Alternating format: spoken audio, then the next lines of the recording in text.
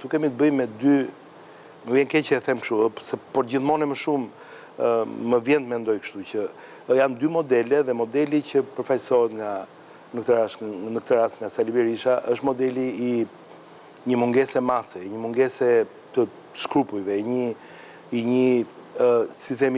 një veprimi i cili nuk do frenonte para asgjëje dhe nuk do kishte ndonjëherë asnjë mjet që mund të vijë në diskutim nëse do justifikonte qëllimin, çdo mjet do ishte për të i mundshëm. Domethënë në këtë kuptim, kjo gjë të jep atë idenë e diçkaje që është përtej një lufte politike, po është një gjë që ka të bëjë me një model, me një mendësi edhe ne e dim shumë mirë sepse ne e dim shumë mirë se si prej dhjetorit, janarit, me radhë ne u munduam, folëm, hapëm refleksionet, thirrëm njerëz, i folëm Partisë Demokratike, i folëm edhe me grevën e oristën në Thënjishtë në shkurt, që nuk mund të kemi këtë mendësi, nuk mund të jetë ky model, nuk mund të jemi ne, nuk mund të jetë klasa e re politike e leadershipi i opozitës parë shqiptare mbartës i kësaj mendësie, dhe kjo gjë nuk u dëgjuam, ai mblodhi gjithmonë më shumë, unë këtu edhe këtë se kam qenë aty prezent, vinin dhe iknin, domethënë vinin njerëz me çanta me dosje, iknin pa çanta,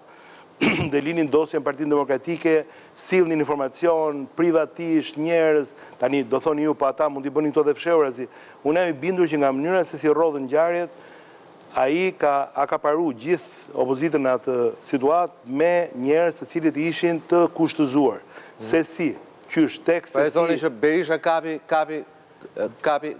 Partinë Demokratike. Albatros, sigurisht në Kosovë e keni parë pak më ndryshe zhvillimet në Shqipëri, por le të themi, duke të njohur ty sot, duke të njohur backgroundin tënde sa mirë e njëti Shqipërinë shumë shpejt. Besoj do kesh pësuar një farë shoku kulturor nga ajo që ti shije prandej dhe asaj që ti përjeton në Tiranë. Po, sepse në Kosovë njerëzit kanë pasur dashuri për Shqipërinë, që nga koha e regjimit komunist. Ata nuk e kanë njoftën verin, nuk e kanë njoftë realitetin, e kanë dashur Shqipërinë, kanë besu gjërat që i kanë pa në radio televizionin shqiptar dhe që i kanë dëgjuar te Radio Kuksi apo Radio Dibra, varësisht çka kanë dëgjuar. Pastaj ajo dashuri është bart te Saliu, si lideri i parë i Shqipërisë demokratike. Dhe pa diskutim karizmatik, sigurisht. Karizmatik, edhe ngjarjet që kanë ndodhur, ka pasur mungesë informacioni, gjithmonë njerëzit kanë qenë të prirur të besojnë që këtu kanë mes agjentura që dojnë me prish Shqipërinë, e ke parasysh.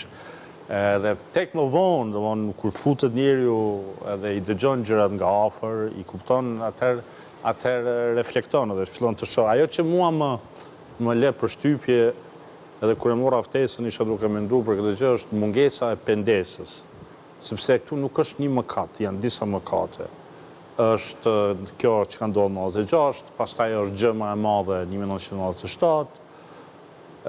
Pastaj ndodh një mrekulli që mund mendoj që në katedrat e shkencave politike që duhet të analizohet në 2005 rikthehet një lider si Berisha mas gjithë asaj gjëje, edhe nuk merret asnjë mësim sepse prodhohet 21 janari.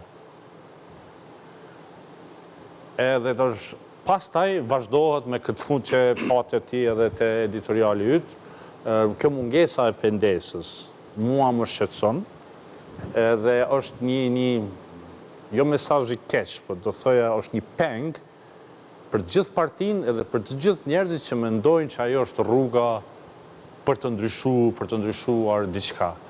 Sepse ajo e ngjall këtë që po e thua, që e dehumanizimin e kundërshtarit, duke pa ato si armik dhe jo si rival, domethënë ajo është dehumanizimi dhe kjo vrehet në gjuhë, vrehet në metaforat që përdoren, domethënë në gjithçka që sado të jesh njeriu i letrave dhe i lexuar, ja ka lakmi për figurat që përzjedhen, por në esencë ajo është dehumanizimi i kundërshtarit deri në pikën që ai nuk është njeri. Edhe unë mendoj sot që në Shqipëri, pajtohem atë që tha zoti Gonxha, nuk ka të majtë në djathtë, sepse në politika Edi Rama ka kohë që është i djathtë, e ke parasysh, i qendrës djathta, po quaj si dush.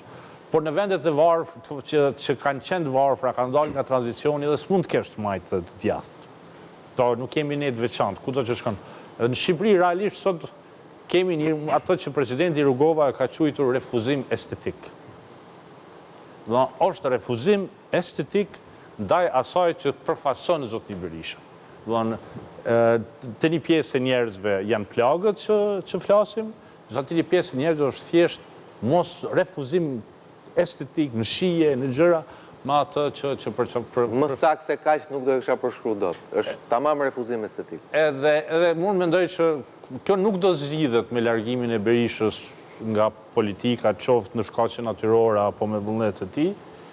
Mendoj që kjo vrag që ja lën Partisë Demokratike do të shkojë gjatë, sepse e vrej edhe te eksponentët e ri.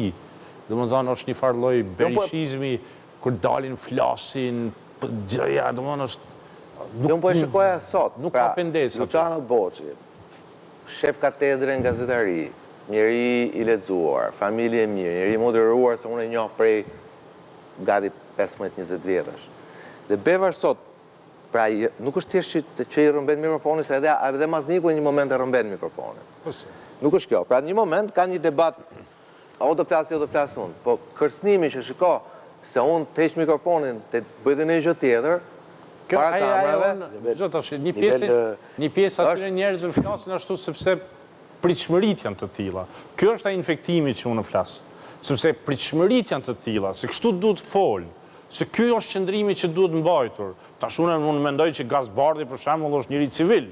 Në gjithçka do duhet të ishte njëri civil, por në kur flet, për shembull të thua ça militant jo ky, ça paramilitar jo, ça është lexim i gabuar ama i realitetit shqiptar. Është një lexim që vijon të jetë prej vitesh dhe dekadash i gabuar, se të jesh kaq fizik, edhe të bësh të lloj vetgjyqësie edhe në gjëra banale, edhe në tavolinë. Pra domethënë kalohet nga niveli që të marr mikrofonin ke niveli që ta tregoj unë ty ta bëj dhe unë pas sot më laj një shije shumë. Apo jo. Dhe sot ishte 28 maj, sot duhet ja kishë kursy vetes një gjë. Unë jam një nga deputetët më të votuar, e them të gjë me shumë kujdes, por edhe me ton shumë të ulët, sepse unë e di shumë që ato nuk janë natyrisht votat e Blendi Gonxhes në kuptimin është një përgjegjësi që lidhet me partinë, lidhet me historinë, lidhet me detyrën që mu dha, me përgjegjësitë, gjitha këto janë privilegje në një drejtim tjetër.